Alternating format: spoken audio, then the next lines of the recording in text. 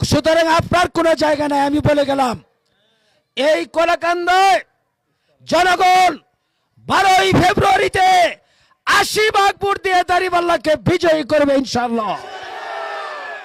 যেসব কুলাঙ্গাররা রাস্তায় বাধা দিবে, কেন্দ্রে হুমকি দিবে, বানচাল করার চেষ্টা করবে, তাদের বিরুদ্ধে প্রশাসন অবশ্যই আইনানুগ ব্যবস্থা গ্রহণ করবে।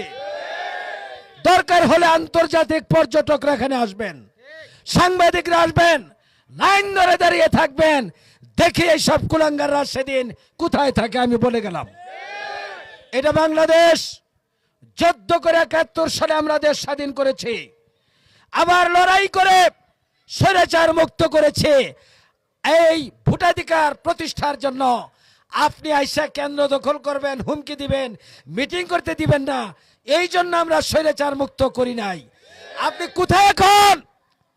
আপনাকে সারিস্তা করার জন্য আমাদের একটি আঙ্গুলি সংগতি যথেষ্ট, কিন্তু আমরা আইন হাতে তুলে নিব না। আইন আমরা হাতে তুলে নিতে চাই না, আমরা দেখতে চাই প্রশাসন কি করে। আমরা শুধু প্রতিবাদ জানিয়ে গেলাম আর আপনাদের কাছে আহ্বান জানিয়ে গেলাম, হাতি ঘোড়া গেল তল, ভেড়া বলে কত জল। আমরা হাতি ঘোড়া পার হইতেছে ডুইবা ডুইবা, আর ভেড়া আইসা বললে যে জল কতটুকু আছে।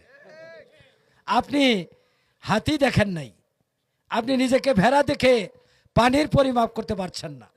আমরা লড়াই করে, যুদ্ধ দিয়ে, জীবন দিয়ে, ফাঁসির মঞ্চে গিয়ে বাংলাদেশে রাজনীতি করে শিখেছি। সুতরাং কোন শক্তির কাছে আমরা মাথা নত করব না। মুক্তাগাছার যে সব বিএনপির নেতারা আছেন, আপনারা কি এইভাবে ইলেকশন করতে চান যে আমরা নির্বাচনে ভোট চাইতে যাব আর আপনাদের কিছু কুলাঙ্গার খালি বাধা দিতে থাকবে? এটা যদি আপনারা করেন, আপনারাও কিন্তু বাধার সম্মুখীন হতে পারেন। তাহলে এখানে নির্বাচন হবে না। তাহলে হবে আপনারা ঘোষণা দেন যে আমরা লড়াই করব, আমরা সেদিন প্রস্তুতি নিয়ে আসবে লড়াই করার জন্য। আর ইলেকশন কমিশনকে বলবো, আপনারা যদি মনে করেন কলাকান্দা এই এলাকা বাদ দিয়ে নির্বাচন করবেন, তাহলে নির্বাচনের গেজেটে উল্লেখ করে কেন্দ্রের তালিকা থেকে বাদ দিয়ে দেন। এই এলাকার লোকজনের আর ভোট দেওয়ার দরকার নেই। আমরা এলাকায় ভোট চাওয়ার জন্য আসবো না।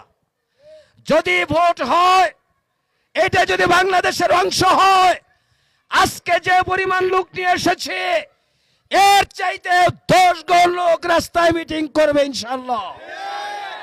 দুনিয়ার কোন শক্তি ঠেকাতে পারবে না ইনশাআল্লাহুল আজিজ।